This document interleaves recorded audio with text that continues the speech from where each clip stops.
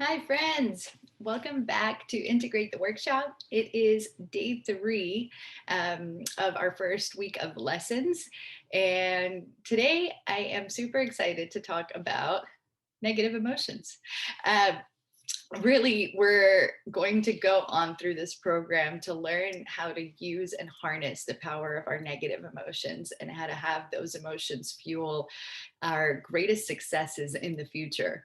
But this week, when we discussed awareness on lesson 1, I taught you how to be kind and curious with yourself when doing observational exercises about why we do the things that we do. Curiosity is kind, right? We try to stay away from shame and blame and guilt and just really have an observer's point of view on why we take the actions that we take and how those actions have led us to the results that we currently have in our life. Now, I know that since you've joined this program, there's definitely an area of your life, or possibly multiple areas of your life, where you just know that you can be greater, where you want to enhance your potential and really live into it. And probably where you have a dream or a spark or an idea, and you're just not sure exactly how to actualize it yet. This program is going to teach you all of that. But today, I really want to hone into what happens when we're experiencing negative emotions and we just can't seem to snap out and put them into the model and be the observer and see how the 5 elements of awareness that I describe, how the circumstances, thoughts, the feelings that we have that come from our thoughts lead to our actions, and then cumulatively, I still can't pronounce that word, how those actions create results in our lives. Sometimes when we are experiencing serious negative emotion, and we are really in the middle of the experience, it's really hard to just pop it into the model, step in, be the observer, and say, oh, okay, I figured this out, right? Sometimes we really need to process those emotions. And I'm so excited to do all of that work with you in week 3 and really show you how to anchor this work in so many ways. But today, what I really want to bring to your awareness is how you actually can use negative emotions to fuel you and to drive you and to become your greatest success stories as well. Those challenging moments really becoming your ultimate wins. So, the biggest negative emotion that I find in working with so many clients within myself and that I really see in people worldwide is the emotion of regret of opportunities missed, of challenges we knew we wanted to pursue but didn't. And a lot of times when we are regretting aspects of not being our true selves, not fulfilling our full capacity, it's really hard to snap out of that place and drive us into motivation, into creating a new vision. So today's class, I really want to bring you guys something a little fun and play a couple videos from YouTube. And then you'll see how in this exercise, we're going to learn how to use those negative emotions, like the emotion of regret, to really fuel you into creating more purpose, more drive, more power into your life. Give me just 1 second. Let me go ahead and share my screen with you. Worst thing you've ever done. What are you? What is your deepest regret?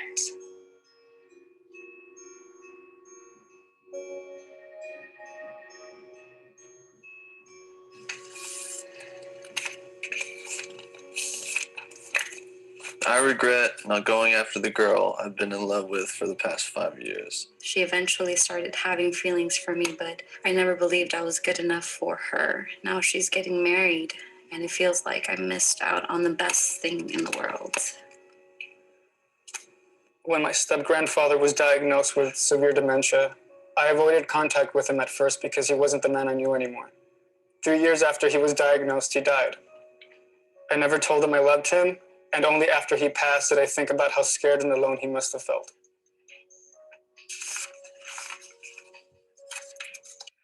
Having an abortion at 16 years old.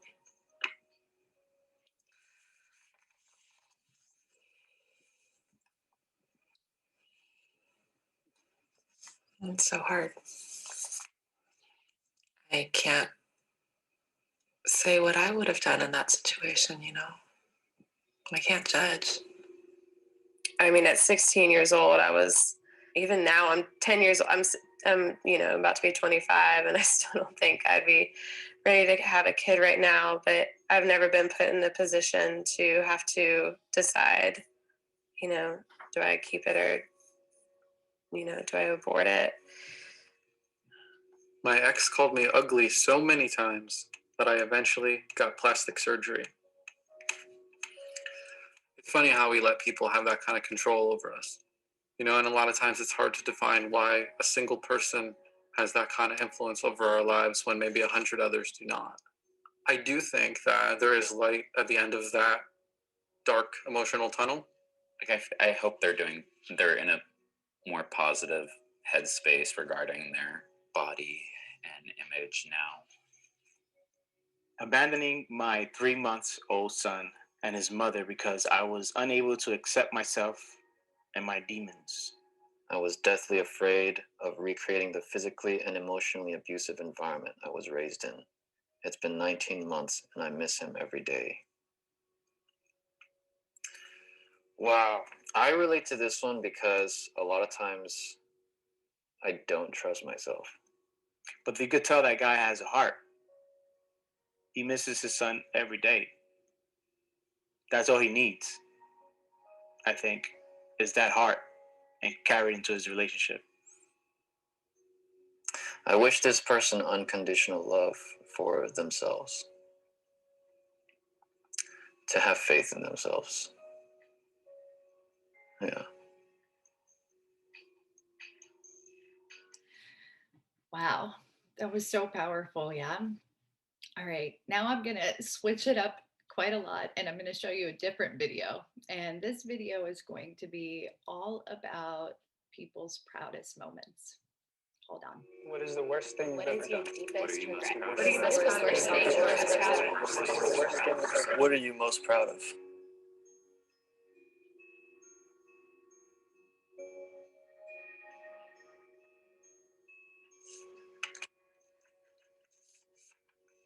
I quit my desk job and pursued a career I am passionate about.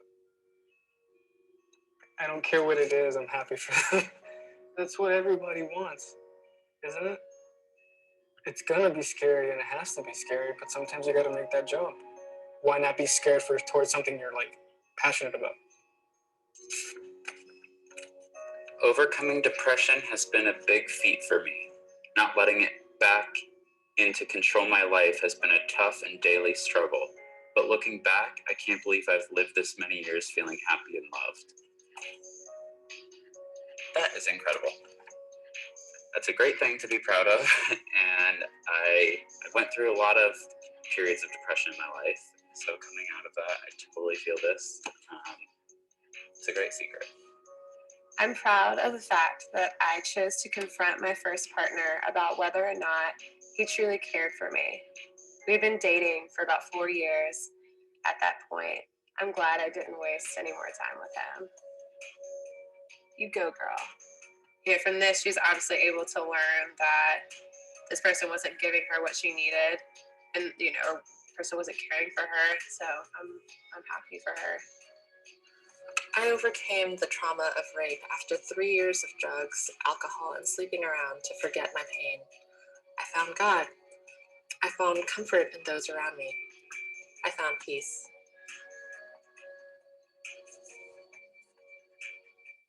I'm sorry that you were in pain.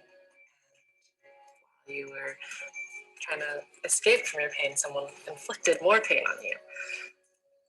I'm glad you were able to overcome that. Find something meaningful to you. Really important. I have been abused my entire life, mentally, emotionally, physically, sexually, and still, I choose to see the good in people and to give as much love as I can. Love is a word that gets thrown around a lot, but when you can go through pain and still leave yourself open enough where you let someone love you and you give it, that's strength. And so that's very beautiful.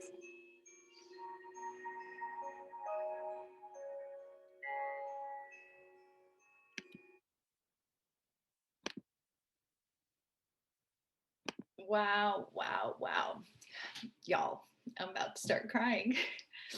All right. So I took you on that exercise because I wanted to show you that sometimes our greatest, deepest, darkest places are also the places where we feel most proud and the strongest versions of ourselves. And when we're looking back on our lives, it is in those moments where we had to make a really difficult decision. And that decision, that split moment, could lead to 10 years down the road, us experiencing immense regret for an opportunity missed. Or it could be the decision that we are most proud of having taken that changed the course of our lives. So I want to bring this to you today to show you that sometimes when you really are in a funk, when you're in the middle of it, and when you're looking forward to trying to make a decision about something that's really difficult, or if you're looking to take new actions or leave that old job and pursue your new career, or ask your dream person to go out on the date with you that you've been so afraid to do for years and years, or really look within to see those demons in your own life and to see what possibly you are scared of and avoiding in order to bring more comfort to yourself. But deep down inside, you know that ultimately it'll cause you even more pain, even more stress, even more regret. When you take the time to really focus in and utilize those moments, you can truly create so much fuel for yourself to want something different, to believe in yourself, to believe in the possibilities of something being available to you that has never been available to you before. So I think that there really is a fairly simple formula to happiness. The first part of it is doing our best always. Now, that's not always easy, right? It's simple, but it's not always easy. The second part of this formula to happiness is giving ourselves a soft place to land when our best doesn't yield the results that we were looking for. And the rest of this program is going to be all about that process. How do we integrate those great challenges in our lives? How do we look at those past moments that we might still have regret for? And how do we utilize them to create new passion, new fire, new vision in our lives? On Sunday for our group coaching class. I'm so excited about this class, as really wanted to do this interactively live with you all so that you could really truly see the power of the word and. Now, that's a little teaser, but basically we have 60,000 thoughts a day. Oftentimes we are running multiple models, right? We have one thought probably simultaneously at the same time as so many other thoughts. And sometimes those thoughts are contradictory. Sometimes those thoughts are not in alignment with each other internally in ourselves. And that is the biggest discomfort that we can experience, is when we truly have two parts of ourselves kind of battling it out. And one of them wants one thing and the other one wants the other thing. And we as a person are just not sure which direction to go into. That's the rest of this program, right? I'm going to really teach you how to tune into you, how to have clarity, how to use your emotions as fuel in order to be able to do those hard things so that you don't have to spend time in regret. But for today's exercise, in order to use this tool and kind of take the two videos that I played for you, consider the model, the full aspect of not just actions taken, but what thoughts, what feelings happened along the way. Today's homework is for you to write two letters to yourself from your future self. Now, The first letter is going to be from the future self who regrets their life. I want you to write a letter to yourself. Imagine you're on your deathbed and you didn't take the opportunities that you wanted to take. You didn't jump in. You didn't ask that girl or that guy out. You didn't pursue your dream career. You didn't work on yourself internally and do the hard things. And so relationships never grew, and you really weren't able to live life with passion. You never really felt like you were able to thrive. I want you to write a letter from your future self to yourself now, asking yourself, is that really how you want to feel? Is that really the thoughts that you want to have? Ask yourself from the future what you could do differently, and write a letter as if you're on your deathbed to yourself right now about what a life of regret looks like. Really allow those negative emotions to come up for you during this exercise. When I do this, there's often times that I will cry and I will be frustrated. Sometimes I do this as a walking meditation. I cry and I scream and I yell, and it can be a really emotional process. And I want to do this really close to Sunday's class with you. In case things do come up, I'm there for you for this process, right? But then, in order to not leave yourself in that negative emotional place, you need to really fuel yourself for this program and for the rest of your life. I want you to use that negative emotion and then write the opposite letter. I want you to use that regret and that shame and that acceptance and that complacency of your own life to create your dream life. And then I want you to live it. And then I want you to write yourself a letter from your deathbed of the future you who jumped into this program and from today chose to play full out, to do your best always. What does that look like? What opportunities did you take? Where did you make big leaps? What did you try? What is your future self most proud of you for? That letter is always so fun to me to do. It lets me really imagine who I want to be. What is the woman that I'm becoming? Who am I 3 years from now? I love to write myself letters from the future for 3 years from now or 5 years from now. What's my vision for that? And oftentimes in those letters, I always find myself saying to myself, I am so proud of you for taking action when it was hard, for doing the things when they were hard, for getting uncomfortable, getting your hands in the dirt and being willing to play. And in that moment, after you write this letter, I want you to just compare the two emotional states and really sit with the energy of both of these visions, of these energies, of these versions of ourselves. And ask yourself, which way do you want to go for the rest of this challenge? What is doing all of these exercises going to do for you? What is playing full out going to do for possibly the rest of your life if you choose to allow it? What is learning these tools going to allow you to do when it comes to awareness, when it comes to creating the life of your dreams? How can you really participate, not just in this program fully, but in your life completely and fully, to where you don't have to experience regret because you know that you did your best and you're able to create a soft place for yourself to land when your best isn't what you expected it to turn out to be? How would that feel? How content and satisfied would you be at the end of your life, at the end of this program? Okay, sounds like fun homework. I want you to take these two versions of you. I want you to bring them to class on Sunday for our first live call. I am so excited.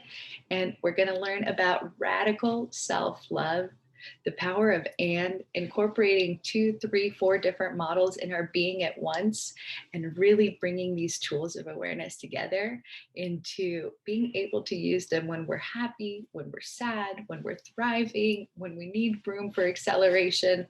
They are always, always, always going to be working for you. I love you all. I'll see you on Friday or on Sunday. Toodaloos.